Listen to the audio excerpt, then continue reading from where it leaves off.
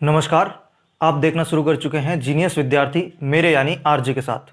दोस्तों, आज की इस वीडियो में हम बात करने जा रहे हैं हाईकोर्ट एलडीसी के लिए जो अंतिम 35 से 40 दिन बचे हुए हैं, हम उन दिनों में क्या रणनीति लेकर के चलें।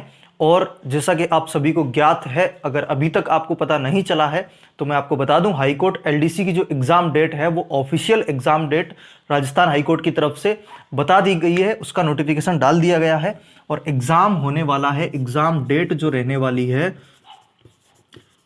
जैसा कि हम सभी को पहले से ही ज्ञात हो रहा था कि 12 मार्च और 19 मार्च दोनों दिन संडे हैं। संडे को ये एग्जाम होने वाला है, 12 मार्च को भी होगा, 19 मार्च को भी एग्जाम होने वाला है। दो शिफ्ट, 2 दिन एग्जाम होगा। अब शिफ्ट कितनी रहेंगी वो अभी तक बोर्ड कंप्लीटली नहीं बताया गया है, लेकिन एग्जाम 2 दिन होने वाला है। और इसके अंदर अगर जरूरत हुई तो नोटिफिकेशन में ऐसा क्लियर लिखा हुआ है कि जो नॉर्मलाइजेशन की अगर जरूरत पड़ती है तो नॉर्मलाइजेशन बिल्कुल किया जाएगा। तो बिल्कुल अच्छी चीज़ है कि अगर आपका एक से ज़्यादा पारियों में एग्ज़ाम हो रहा है तो वहाँ पर नॉर्मलाइजेशन बिल्कुल करना ही चाहिए। तो आज से अगर हम बात करें तो कहीं ना कहीं 35 से 40 दिन, मोटा मोटी 40 दिन हमारे पास हैं। तो अब बिल्कुल भी आपको जिस चीज़ का डर था, जिस चीज़ के लिए एक बेचैनी सी होती थी कि हमारा एग्ज़ाम डेट कब आने वाली है, एग्ज़ाम होगा कब, कब तक के लिए हम तैयारी को लेकर के चलें, तो वो एक जो डाउट था, एक अंदर के मन की जो बेचैनी थी वो निकल चुकी होगी आई होप।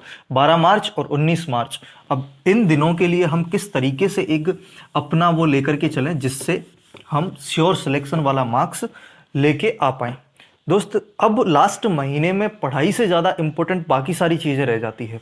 जैसे मैं आपको बता दूं कि जैन फेब में अब बहुत शादियां होने वाली है, बहुत शादियां होने वाली है। आपके पास भी बहुत सारे निमंत्रण आने वाले हैं। हालांकि स्टूडेंट्स इन चीज़ों में कम ही पार्टिसिपेट करते हैं, शादी वगैरह में, तो थोड़ा सा ध्यान रखिएगा कि जाइएगा लेकिन थोड़ा कम, और थोड़ा तबीयत का ध्यान रखना है लास्ट महीने में कि तबीयत खराब ना हो जाए।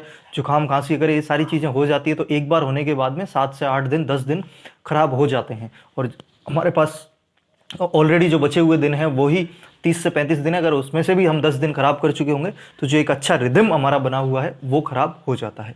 अब हम बात कर रहे हैं पढ़ाई के लेकर के किस तरीके से हमें करना चाहिए। जो ऑलरेडी सीरियस कैंडिडेट अपनी तैयारी को लेकर के चल रहे हैं उनका सब कुछ सेट चल रहा होगा, और जिन लोगों का अपना अपना टाइम टेबल, उनकी स्ट्रेटेजी ऑलरेडी सेट हो रखी है, वो इस वीडियो को अगर नॉलेज के लिए देखना चाहते हैं तो देख सकते हैं। और मैं जो बताऊं उसको आप इंप्लीमेंट करने के लिए बाध्य नहीं है। अगर आपको मेरी बताई हुई चीज़ों में से कुछ पसंद आता है तो उसको आप ऐड कर सकते हैं आपकी स्ट्रेटेजी के अंदर, ठीक है। तो जैन फेब में हाँ, हमने इस चीज़ पर बात कर ली। अब हम बात कर रहे हैं कि अब क्या करना चाहिए। जिन लोगों का सिलेबस वगैरह, रिवीजन वगैरह जो बिल्कुल सही तरीके से चल रहा है, उनको तो उसी तरीके से चलते रहना चाहिए। लेकिन मेरा मानना यह है कि लास्ट फेब में, लास्ट मतलब आपके जो 20 से 25 दिन आपके पास बच रहे हैं फेब के, उसमें आपको ज़्यादा से ज़्यादा क्वेश्चंस की प्रैक्टिस करनी चाहिए। ये आप कोई भी एक आपके पास बुक जरूर होनी चाहिए, कोई भी एक बुक आपके पास जरूर होनी चाहिए जिसके अंदर ओनली क्वेश्चंस हो, यानी कि क्वेश्चन बैंक आपके पास एक जरूर होना चाहिए। और जीके का आपके पास 100% होना चाहिए। हिंदी और इंग्लिश का भी मार्केट में आपको मिल जाएगा, लेकिन जीके का तो आपके पास होना ही चाहिए। कोशिश करिए तीनों सब्जेक्ट का क्वेश्चन बैंक लेकर के आइए, क्योंकि आपने सारी चीजें पढ़ ली है। और अगर आप ये सोच रहे हैं कि मैं लास्ट 1 महीने में स्टार्टिंग से लेकर के पूरा सिलेबस कवर कर दूंगा, तो वो मुझे लगता है कि पॉसिबल नहीं हो पाएगा किसी एक स्टूडेंट कैंडिडेट के लिए। आपके अंदर कुछ अलग प्रतिभा हो, आपके अंदर कुछ अलग टैलेंट हो, आप कर भी सकते हैं, बट लास्ट के टाइम पर आप पूरा सिलेबस तो मुझे लगता है कि डिटेल में पूरा नहीं हो पाएगा। तो इसलिए आपने सीरियस कैंडिडेट, आपकी लंबी तैयारी चल रही है, तब तो आपको कोई दिक्कत है ही नहीं। आप ऑलरेडी प्रैक्टिस कर रहे होंगे, टेस्ट वगैरह दे रहे होंगे, प्रीवियस ईयर क्वेश्चंस लगा रहे होंगे।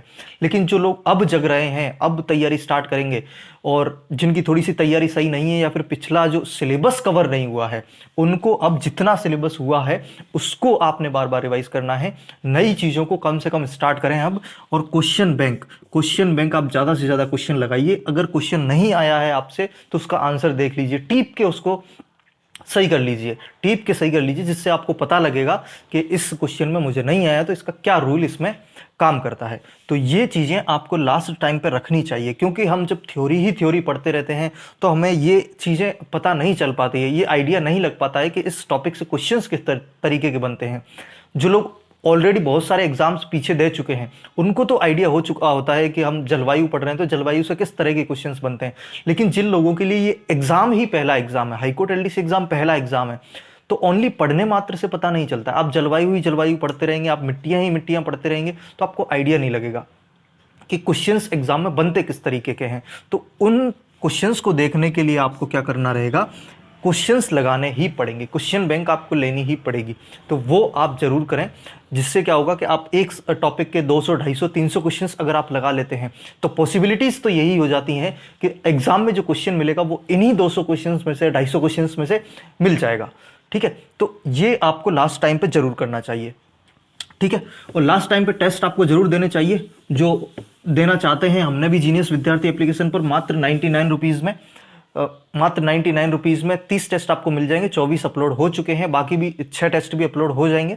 पर्टिकुलर इंग्लिश का भी हमने टेस्ट सीरीज चला रखी है, वो भी आप एक बार, लिंक हमने दे रखा है डिस्क्रिप्शन में, जीनियस विद्यार्थी, तो वहां से जाकर के आप चेक कर लीजिएगा। और लास्ट टाइम पे, अब देखिए, लास्ट टाइम पे उस सब्जेक्ट पर आपको ज़्यादा ध्यान देना है जो आपको अच्छी तरीके से आता है। एक गलती हम बहुत बड़ी कर देते हैं, जैसे हमारे पास 3 सब्जेक्ट यहाँ पर दे रखे हैं, जीके, हिंदी, इंग्लिश। अब हम लास्ट टाइम पे हम क्या गलती कर देते हैं कि जैसे अगर मेरा हिंदी और जीके दोनों ठीक ठाक है, मैं ठीक ठाक स्कोर कर लेता हूँ, लेकिन मुझे इंग्लिश में स्कोर नहीं होता है, तो अभी तक आप क्या कर रहे होंगे, इन दोनों को कम टाइम देते होंगे, इंग्लिश को ज़्यादा टाइम देते होंगे। लेकिन लास्ट टाइम पे आप ये ना करें। अगर लास्ट टाइम पे भी आप एग्जाम तक ओनली इंग्लिश पढ़ते रहे तो क्या होगा कि चाहे आप जीके और हिंदी आपको अच्छी तरीके से आती है, लेकिन कोई भी चीज़ कितनी ही इजी हो, कितना ही हमें आता हो, लेकिन अगर उसका रिवीजन टाइम टू टाइम नहीं हुआ, बराबर नहीं हुआ, तो हम उन चीज़ों को भी भूल जाते हैं। तो मेरा कहने का मतलब ये है कि लास्ट टाइम पर जो आपकी स्ट्रेंथ है, जिन सब्जेक्ट पर आपकी पकड़ है, उनको ज़्यादा से ज़्यादा टाइम दें, क्योंकि मोटिवेशन जो आपको देगा, जो कॉन्फिडेंस आपको बिल्ड करके देंगे, आपको वही सब्जेक्ट आपको बिल्ड करके देंगे जिन सब्जेक्ट में आपकी पकड़ है। और जैसे इंग्लिश में आपकी थोड़ी वीक है, तो इनमें इंग्लिश में आप उन सब्जेक्ट को लेकर के चलें जो आपको अच्छी तरीके से आते हैं। अच्छी तरीके से मतलब जो टॉपिक्स आपको समझ आते हैं, तो इंग्लिश में आप उन चीज़ों को लेकर के चलें। और मेरे पास बार बार यही कमेंट आते हैं कि वोकैब कैसे करें, एंटोनिम सिनोनिम बहुत गलत हो रहे हैं। तो दोस्त, आप समझने की कोशिश करिए, ऐसा नहीं है एग्जाम में कि आप एंटोनिम एक सही कर दोगे तो आपको 2 की बजाय 4 मार्क्स मिल जाएंगे। अगर आप टेंस का क्वेश्चन भी सही करोगे, एक क्वेश्चन, तब भी आपको 2 मार्क्स मिलने हैं। अगर आप एक एंटोनिम सही करोगे तो भी आपको 2 ही मार्क्स मिलने हैं। तो एंटोनिम को आप ज़्यादा टाइम देते रहे और पता चला कि आपने जितने पढ़े हैं उसमें से एग्जाम में कुछ नहीं आया। लेकिन टेंस का ऐसा सिस्टम नहीं है। जो ग्रामर के रूल्स हैं, अगर आप उनको बार बार रिवाइज करोगे तो वहाँ से बाहर कुछ नहीं है, तो वहाँ पर ज़्यादा आउटपुट मिलने की संभावनाएं होती है। तो इसलिए वोकैब में जो एंटोनिम सिनोनिम वाला पार्ट है, अगर वो गलत हो रहे हैं तो उनको होने दो, उनको ज़्यादा टाइम ना दें। मैं बार बार कहता हुआ आ रहा हूँ कि वोकैब में अगर आपको करना है तो वोकैब में आप सफिक्स प्रीफिक्स करिए, आप इडियम फ्रेजेस करिए, वन वर्ड्स करिए, वो आपको जल्दी आउटपुट निकाल करके देंगे। और जो रूल्स हैं हमारे, जो रूल्स बेस्ड ग्रामर है, टेंस, आर्टिकल, डिटर्मिनर्स और active passive, direct indirect, subject verb agreement, आप इन टॉपिक्स को करें। इन टॉपिक्स पर आप ज़्यादा से ज़्यादा पकड़ बनाएं, क्योंकि यही आपको दिला देंगे 30 से 35 मार्क्स, तो आपको यही दिला देंगे। इसके अलावा आप थोड़ा बहुत इधर से भी कर लोगे तो ये अच्छा स्कोर यहाँ पर बन जाएगा। तो कुल मिलाकर के मेरा कहने का मतलब ये है कि लास्ट टाइम पर उन चीज़ों से थोड़ा कम भिड़ें जो आपको समझ नहीं आती है। जो चीज़ें हमें परेशान कर रही हैं बार बार, उन चीज़ों से थोड़ा भिड़ना अब सही नहीं रहेगा, क्योंकि अब लास्ट टाइम पर जो आपका पढ़ा हुआ है अच्छी तरीके से, जैसे आपको लगता है कि मुझे समास बहुत अच्छी तरीके से आते हैं, तो अब अच्छी तरीके से आते हैं, आप उनको बार बार अब एक बार और रिवाइज कर लीजिए। जितने भी एग्जाम्पल्स राघव प्रकाश में दिए हुए हैं या फिर जो भी आपके पास बुक है, उनको सबको एक बार रिवाइज कर लीजिए। क्योंकि हमको लगता है कि हमें अच्छी तरीके से आते हैं, लेकिन जब लास्ट टाइम पर वो सारे रिवाइज ही नहीं हो पाएंगे तो हमें पता नहीं चलेगा कि दानवीर तत्पुरुष समास होता है या फिर बहुव्रीहि समास होता है। ठीक है, तो चीज़ें रिवीजन करने से ही हमें हमारे सबकॉन्शियस में बैठना स्टार्ट होती है। तो लास्ट के टाइम पर मेरा अपने विचार है। हालांकि मैं हमेशा से स्ट्रेटेजी पे बात करता रहा हूँ, पहले भी मैंने ये बात करी है, और जो सीरियस कैंडिडेट जिनकी लंबी तैयारी चल रही है उनको तो ये करना ही चाहिए। जनवरी तक अपना फर्स्ट रिवीजन कंप्लीट कर लें, और जिनका नहीं हुआ है उनके लिए, और फेब में 2 रिवीजन कम से कम करें, 1 से 15 तारीख, 15 से 28 तारीख, और जो लास्ट का टाइम बचता है 1 से 10 मार्च के बीच में, उसमें आप कुछ शॉर्ट चीज़ें करें और माइंड को थोड़ा फ्रेश रखने की कोशिश करें। वो हम रेगुलर और भी आगे बात करते रहेंगे, लेकिन वो वीडियोस आपको मिलेंगी तब जब आप चैनल सब्सक्राइब करके बेल आइकन को ऑन करके रखोगे। जो भी आपके सुझाव है कमेंट बॉक्स में रख दीजिए। वीडियो पसंद आए वीडियो को लाइक जरूर करें, इस वीडियो को अपने दोस्तों में, स्टडी ग्रुप्स में ज़्यादा से ज़्यादा शेयर करें।